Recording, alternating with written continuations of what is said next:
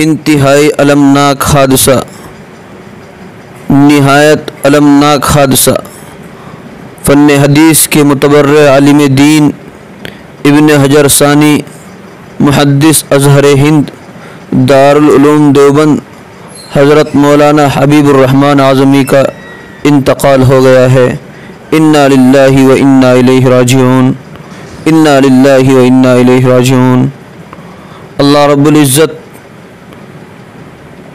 حضرت استاد المحترم کی مغفرت فرمائے اور لواحقین کو صبر جمیل عطا فرمائے اور جنت الفردوس میں اعلیٰ مقام عطا فرمائے۔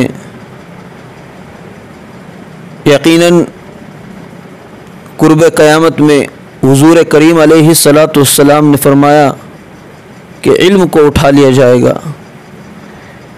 علم کو اٹھانے کا مطلب یہ ہے کہ علماء اٹھتے چلے جائیں گے، بڑے بڑے اکابر دیوبند دنیا سے تشریف لے جا رہے ہیں۔